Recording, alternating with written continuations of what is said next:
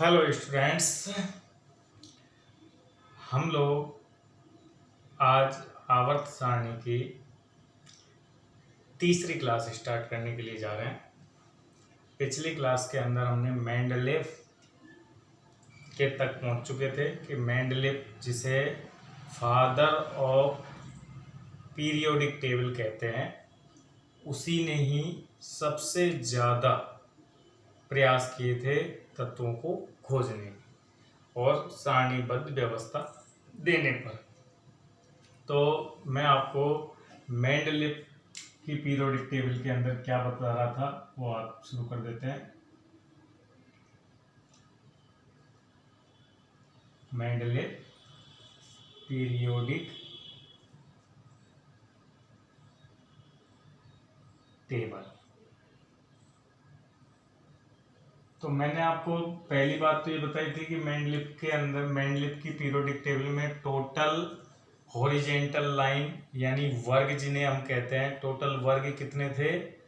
Roman संख्या के 1 से 8 तक वर्ग थे, जिनको मैं ऐसे लिख लेता हूं कि एक पहला वर्ग था, दूसरा वर्ग था, तीसरा वर्ग था, चौथा, पांचवा, छठा और सातवां और आठवां,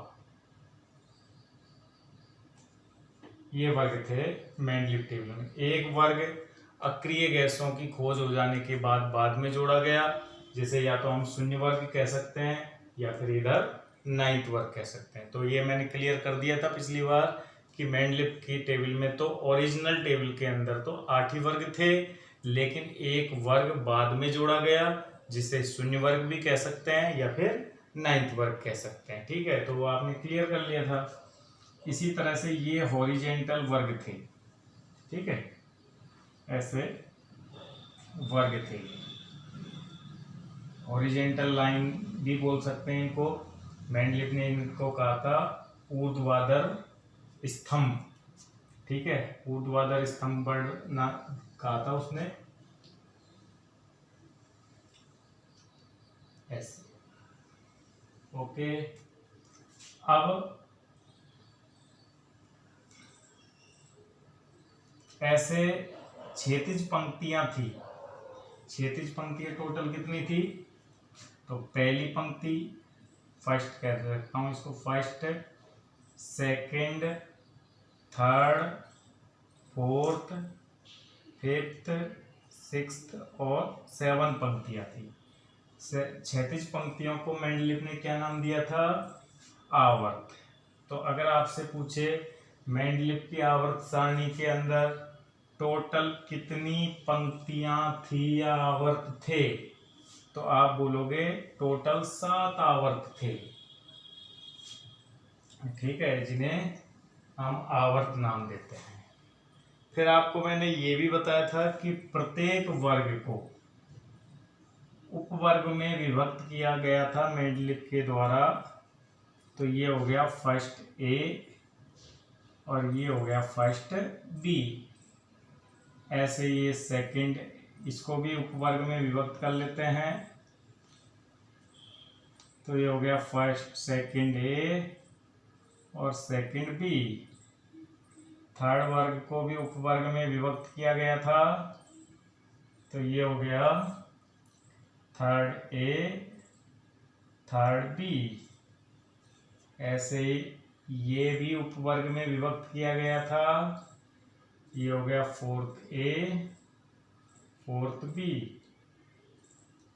इसको भी उपवर्ग में विभक्त कर लेते हैं, तो ये हो गया फिफ्थ ए, फिफ्थ बी। इसको सिक्स्थ को भी उपवर्ग में विभक्त किया गया था, सिक्स्थ ए, सिक्स्थ बी। सेवंथ ए और सेवंथ बी। तो आप भी इसको इसी तरह से कॉपी में ड्रॉ कर लेंगे, लेकिन मैं 8 वर्ग को, इस वर्ग को उपवर्ग में विभक्त नहीं किया था, तो मैंने भी नहीं किया। अब देखिए, ये आपके सामने पीरियोडिक टेबल का मेंडलीव की आधुनिक पीरियोडिक टेबल को तो सब लोग जानते हैं, सबने देखी है, कैलेंडर भी आता है उसका, लेकिन मेंडलीव की आवर्तक सारणी को बहुत कम लोग जानते हैं, जबकि फादर ऑफ पीरियोडिक टेबल कौन है? मेंडलीव ही है। इसे फादर ऑफ क्यों कहते हैं? क्योंकि इसके इस आधुनिक आवर्त सारणी जिसको भी हम जानते भी हैं, उसके अंदर भी इसी का सबसे ज्यादा रोल था। 63 एलिमेंट मेंडलीव के टाइम तक खोजे जा चुके थे और उन्हें पहली बार सारणीबद्ध व्यवस्था भी मेंडलीव के द्वारा दी गई थी।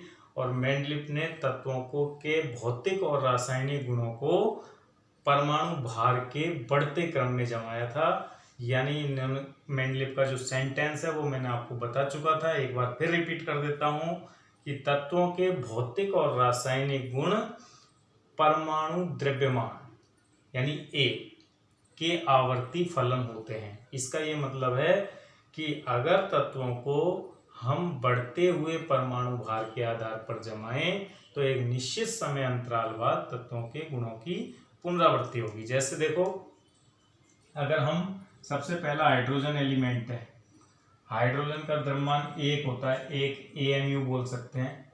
फिर हीलियम एक नोबल गैस है, उसको अभी मैंने यहाँ कंसीडर नहीं किया है, जमाया नहीं है।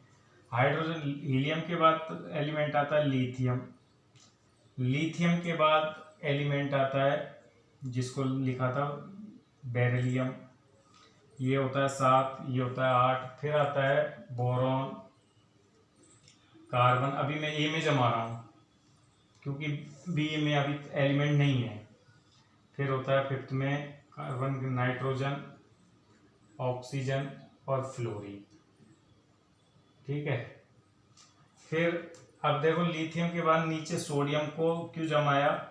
क्योंकि लिथियम जैसी प्रॉपर्टी, लिथियम जैसे ही ऑक्साइड बनाता है, लिथियम जैसे ही हाइड्राइड, हाइड्रोजन के साथ क्रिया करके हाइड्राइड बनाता है कौन? सोडियम भी, जिनके जनरल फॉर्मूला एक जैसे होते हैं। फिर मैग्नीशियम की प्रॉपर्टी बेरिलियम के सिमिलर है, इसको मैग्नीशियम के नीचे रख दिया। एल्यूमिनियम की प्रॉपर्टी बोरॉन जैसी है। फिर कार्बन के जैसी प्रॉपर्टी सिलिकॉन पे मिलती है, ये परमाणु भार के बढ़ते क्रम में जमा रहे हैं। फिर नाइट्रोजन जैसी प्रॉपर्टी फास्फोरस की होती है, ऑक्सीजन जैसी प्रॉपर्टी सल्फर की होती है, क्लोरीन की प्रॉपर्टी फ्लोरीन जैसी होती है। फिर उसके बाद हमने देखा कि यहाँ पोटेशियम को रख दिया। फिर यहाँ भी आ गया एलिमेंट कॉपर, यहाँ कॉपर को रख दिया। अच्छा, कॉपर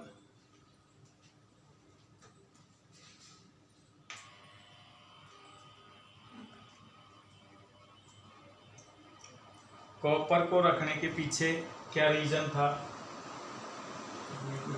पूरे बोर्ड आ रहा है क्या? तो कॉपर को फर्स्ट ग्रुप में रखने के पीछे रीजन ये था, पोटेशियम और कॉपर की वैलेंसी 1 होती है, तो वैलेंसी को ध्यान में रखते हुए इसको इसी ग्रुप में रख दिया, फर्स्ट ग्रुप में। इसी तरह से पोटेशियम के बाद रुबिडियम और यहाँ Ag। यद्यपि आधुनिक टेबल के अंदर ये ग्रुप अलग कर दिया गया है, लेकिन अभी मेंडलीव में इन्हें फर्स्ट बी में स्थान दिया गया है। उसका एक रीजन है कि इनकी बैलेंसी सिमिलर होती है। इसके बाद रुबिडियम के बाद सीजियम और सीजियम के बाद फ्रांसियम को रख दिया गया। ठीक है, यहाँ Ag के बाद Au को रखा गया, अभी इसमें कोई एलिमेंट नहीं है। मैग्नीशियम के बाद इसी ग्रुप में कैल्शियम, स्ट्रांसियम और बेरियम को स्थान दिया गया। यहाँ रेडियोधर्मी तत्व Ra रेडियम को रख दिया गया। बोरॉन, एल्यूमिनियम, यहाँ स्थान खाली छोड़ दिया गया क्योंकि कैल्शियम के बाद जो एटॉमिक नंबर आता है तो उस जैसा तत्व मेंडलीव के पास 63 ही तत्व थे, इतने तत्व खोजे नहीं गए थे। तो मेंडलीव को जहाँ भी लगा कि एटॉमिक वेट में डिफरेंस ज़्यादा आ रहा है तो उसके लिए उसने कहा कि इस बीच में भी एक एलिमेंट आ सकता है। जैसे बढ़ते हुए परमाणु भार के आधार पर मेंडलीव साहब जमा रहे थे तत्वों को, तो मेंडलीव साहब को जब भी ये लगा कि भाई एटॉमिक वेट में डिफरेंस ज़्यादा आ रहा है तो उनको लगा कि बीच में कोई तत्व बाद में खोजा जाएगा तो उसे यहाँ रख देंगे। तो उसके लिए उन्होंने जैसे यहाँ कोई एलिमेंट ऐसा मैच नहीं किया जिसका द्रव्यमान इससे जस्ट थोड़ा सा ज़्यादा हो, तो उसके लिए उन्होंने स्थान छोड़ दिया। और ये मेंडलीव की बहुत बड़ी उपलब्धि मानते हैं हम लोग कि मेंडलीव ने अपनी सारणी में नए तत्वों के लिए जगह छोड़ी। तो नए तत्वों को प्रोत्साहन में खोज को प्रोत्साहन मिला, नए तत्वों की खोज को मेंडलीव की सारणी से ही प्रोत्साहन मिला, क्योंकि जिन जिन जगह पर मेंडलीव ने तत्वों के लिए जगह छोड़ी थी उनके गुणों की और उनके नाम की भविष्यवाणी पहले ही कर दी थी। तो इससे ये हुआ कि जो इस टेबल को पढ़ रहे थे जो लोग, उनको लगा कि क्यों ना हमें ऐसा तत्व खोज लाएं जो यहाँ आ जाए, जिसका द्रव्यमान यहाँ पे मतलब इसको मैच करे, इस जगह को प्रॉपर्टी इसको मैच करे, तो फिर नए तत्वों की खोज हो जाएगी। तो मेंडलीव की एक बहुत अच्छी विशेषता ये है कि उसने अपनी सारणी में जैसे यहाँ भी स्थान छोड़ दिया गया, यहाँ भी स्थान छोड़ दिया गया, तो इन जगह पे मेंडलीव ने अपनी सारणी में रिक्त स्थान रखे और इनको खाली वैकेंट छोड़ दिया। फिर इसके बाद यहाँ भी स्थान छोड़ दिया गया। फास्फोरस के नीचे तो फिर एलिमेंट आर्सेनिक आएगा और यहाँ सेरेलियम आएगा और यहाँ ब्रोमीन आएगा, ठीक है। फिर यहाँ से इसमें रखा जिंक Zn CdHg को, इट्रियम और लैंथेनम को रखा। लैंथेनम का मैं बता दूंगा, लैंथेनम के बाद नेक्स्ट में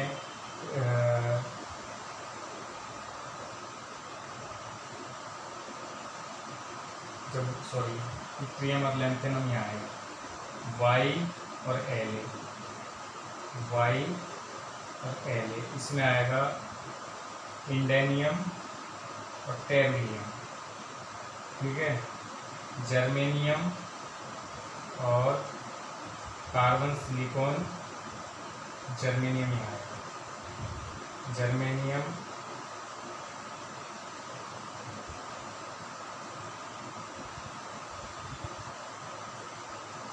और पीबी आएगा, ठीक है। यहाँ बिस्मिथ आएगा, इसके लिए भी स्थान छोड़ा था, बाद में आया था जर्मेनियम, बिस्मिथ और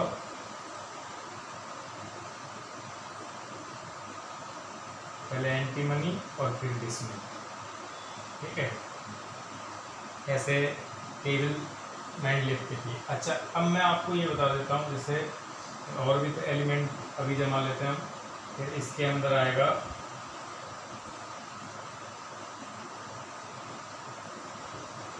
स्कैंडियम के बाद नेक्स्ट है आपके फिफ्थ वर्ग है ना, तो वेनेडियम, नियोबियम, क्रोमियम, ठीक है। इसमें आएगा निम्बेनियम और टेक्टेनियम, यहाँ आएगा क्रोमियम,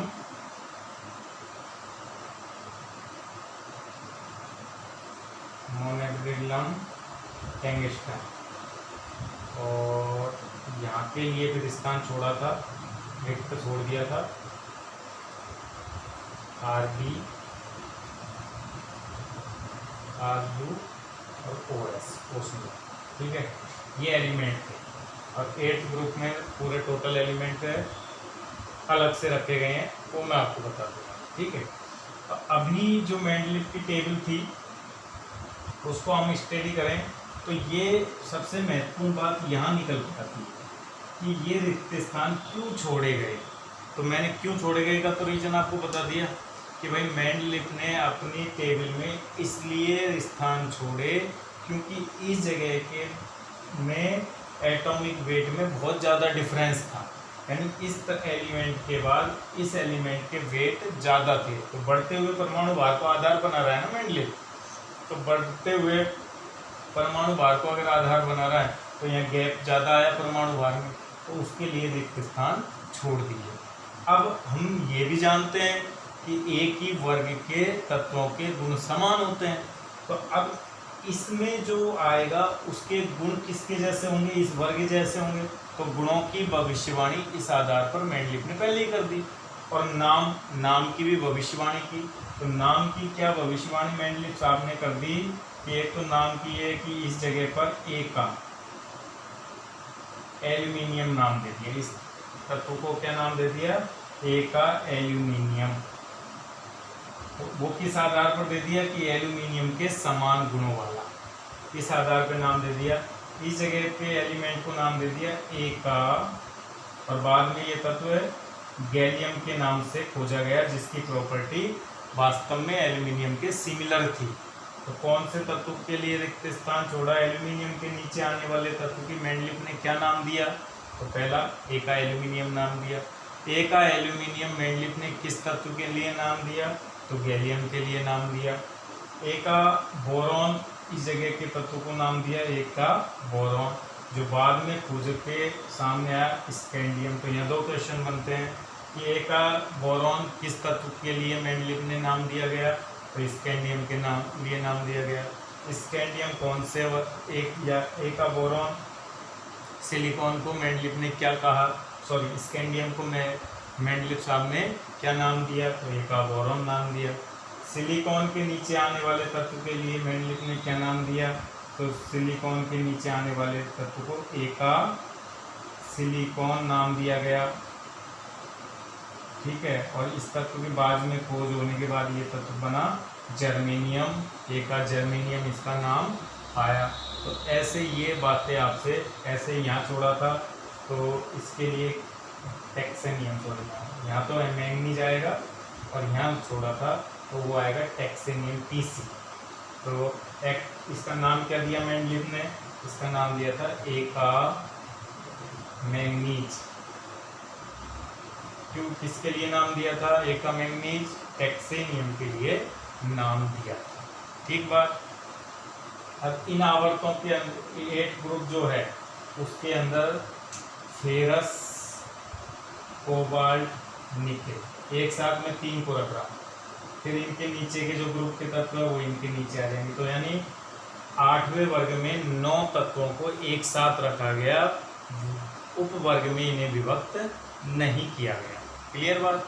तो ये मेंडलीफ के सारणी जो आपके सामने प्रस्तुत है, इस पर जो क्वेश्चन बनते हैं, अब मैं 1 बाय 1 उन क्वेश्चनों को ले लेता हूँ कि भाई मेंडलीफ की टेबल पर क्या क्या क्वेश्चन पुटअप होते हैं। एक तो इसकी विशेषताओं पर ही क्वेश्चन पुटअप हो जाते हैं, जैसे कितने वर्ग थे, कौन कौन से वर्ग को उपवर्ग में विभक्त किया था, कौन से वर्ग को उपवर्ग में विभक्त नहीं किया था, 8वें को नहीं किया था, 0 वर्ग और 0 वर्ग में कौन सी गैस है, कौन से तत्व रखे गए हैं, तो अक्रिय गैस या नोबल गैसों को इस 0 वर्ग या 9th वर्ग में स्थान दिया गया है, ठीक है।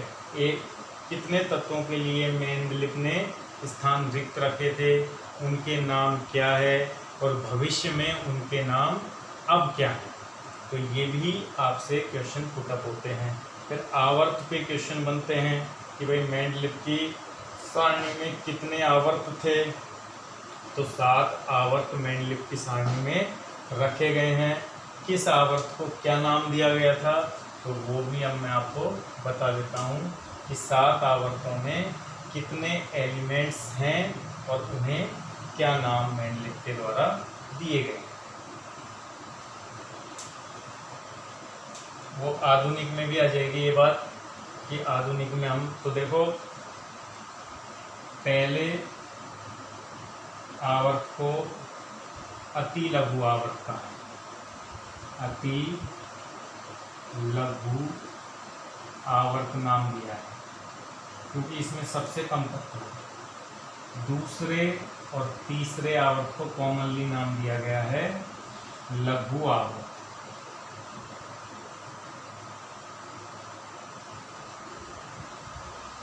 चौथे और 5वें को सम्मिलित रूप से नाम दिया गया है दीर्घ आवर्त, ठीक है। और छठे आवर्त को नाम दिया गया है अति दीर्घ।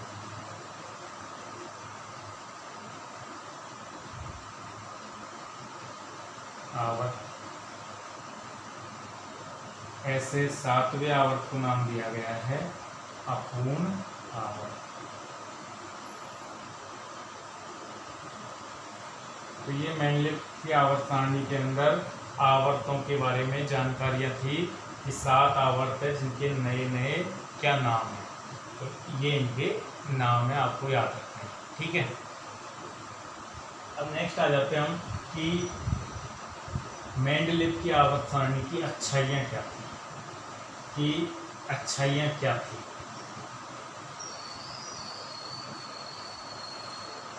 मेंडलीव आवर्त सारणी की उपयोगिता।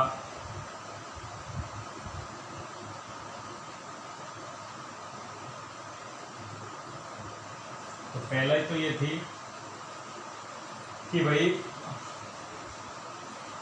मेंडलीव की आवर्त सारणी से नए तत्वों की खोज को प्रोत्साहन मिला, नए तत्वों की खोज को प्रोत्साहन मिला, ये बात अच्छी थी।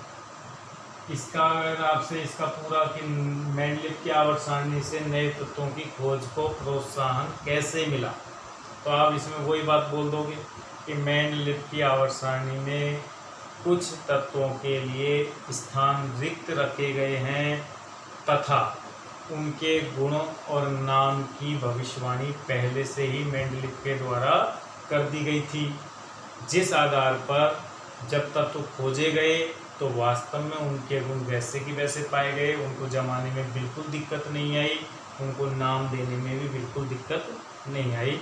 अगर मेंडलीव की सारणी में रिक्त स्थान नहीं होते तो हम उन तत्वों के बारे में जल्दी से जल्दी खोज नहीं कर पाते। तो नए तत्वों को प्रोत्साहन देती है मेंडलीव की आवर्त सारणी।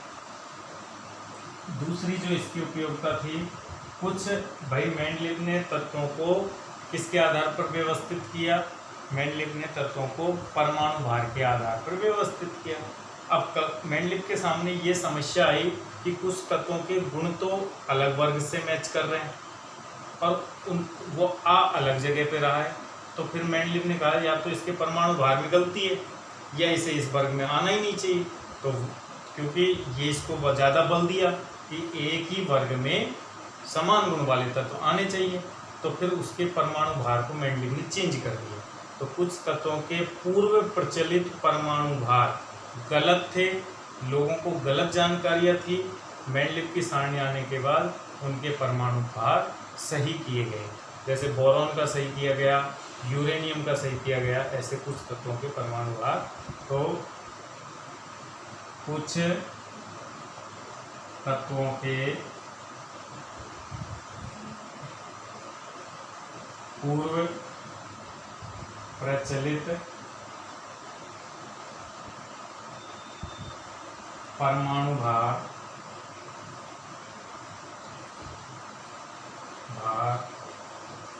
में संशोधन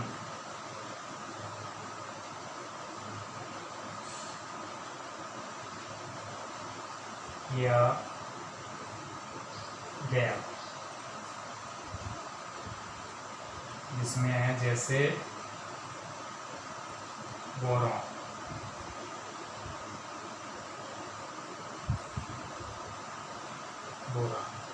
के परमाणु भार बी सिंबल होता है इसका, बी के परमाणु भार में संशोधन भी मेंडलीव के आवर्त सारणी के आधार पर ही हुआ। एक बात और हमको जानकारी के तौर पर मिलती है कि मेंडलीव ने इस बात का ध्यान भी रखा कि वर्ग संख्या जो होती है वो हाइड्रोजन और ऑक्सीजन के संदर्भ में संयोजकता को निर्धारित करती है। तो यानी तत्वों की संयोजकता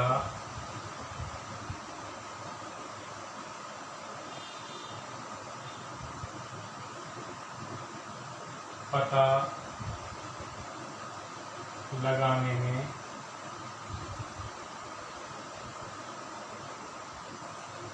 सारणी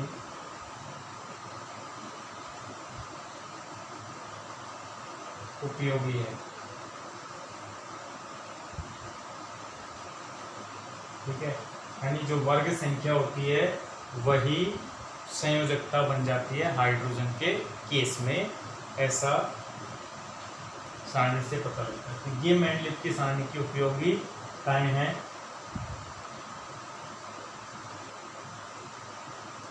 अब आ जाते हैं मेंडलीव की सारणी के दोष, कि भाई मेंडलीव की सारणी में अभी भी क्या दोष रह गए हैं। उन्हें दोष सबसे ज़्यादा इम्पोर्टेंट है, क्योंकि सारणी पर क्वेश्चन बनता ही है कि वास्तव में इस सारणी में दोष क्या है। मेंडलीव की आवर्त सारणी के दोष, और इसी पर क्वेश्चन पुटअप होते हैं। ये 10वीं क्लास में या 9th क्लास में भी जब आपने पढ़ा होगा तो दोष से ही महत्वपूर्ण। पहली बात तो ये है,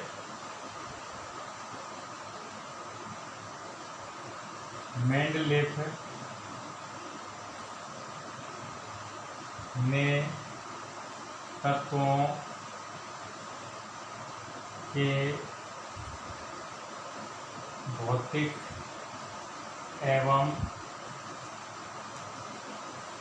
रासायनिक गुणों को परमाणु द्रव्यमान, जिसको बोलते हैं हम ए, के साथ संबंधित किया,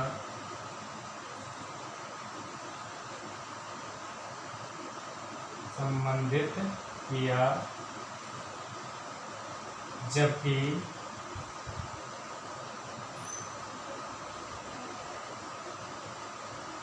परमाणु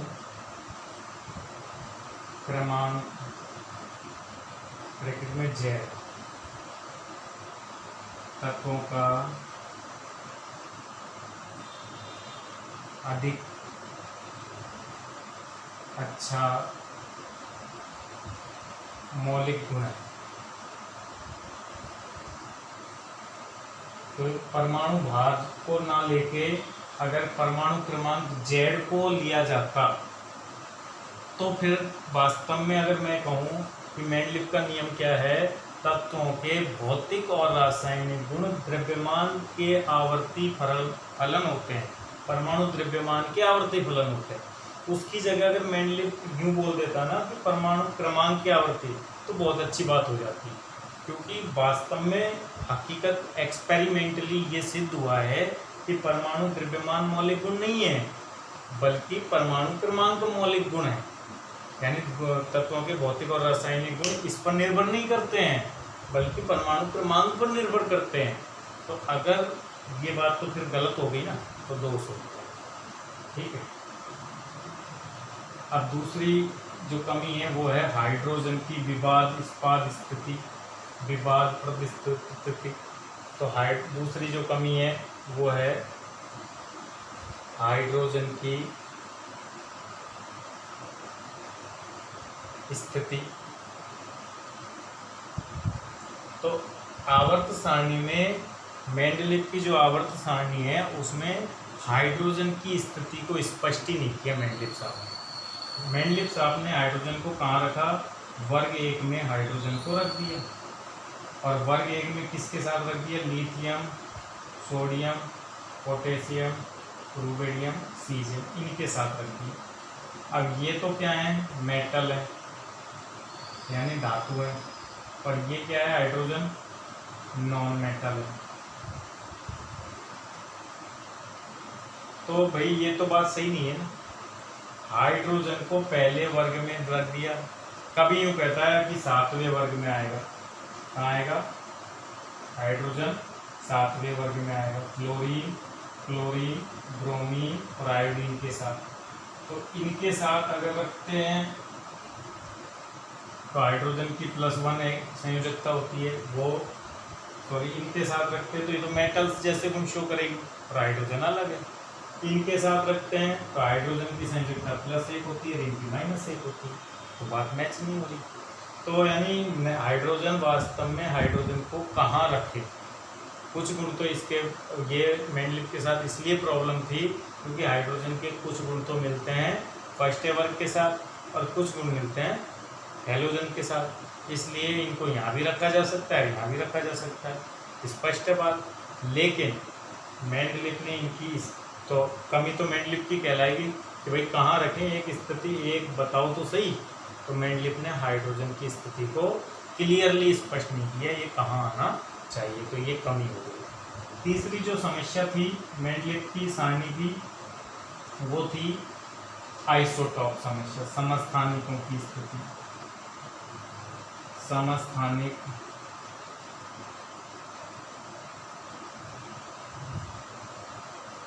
समस्थानिकों को सारणी में उचित स्थान नहीं दिया गया, ये भी मेंडलीव साहब की कमी थी। अब समस्थानिकों की वैसे तो देखो मेंडलीव साहब की कमी नहीं, ये केवल ये मेंडलीव को कलंकित करने के लिए पॉइंट आए। अगर मैं कहूँ कि उस टाइम तक समस्थानिकों की खोज ही नहीं हुई थी तो मेंडलीव साहब इनको कहाँ स्थान देते, जब खोज ही नहीं हुई 63 एलिमेंट ही उस टाइम तक खोजे गए थे और समस्थानिक थे नहीं, तो मेंडलीव कहाँ स्थान देगा इनको, भाई नहीं देगा। लेकिन जब इनकी खोज हो चुकी थे तो ये भी तो तत्व ही हैं।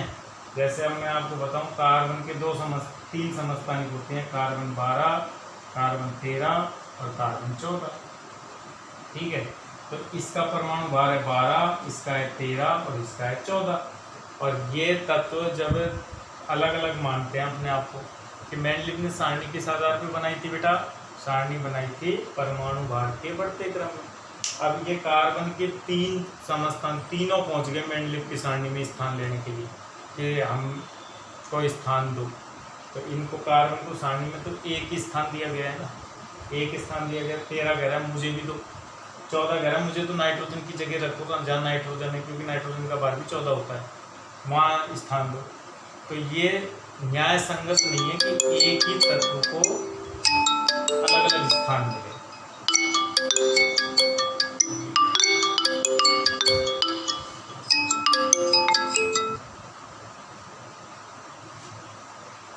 ये बिल्कुल न्याय संगत नहीं है कि एक ही तत्व को अलग अलग स्थान मिले, इसलिए मेंडलीव ने इनको नकार दिया कि ये तुम सब कार्बन हो, तुम्हें एक ही स्थान मिलेगा।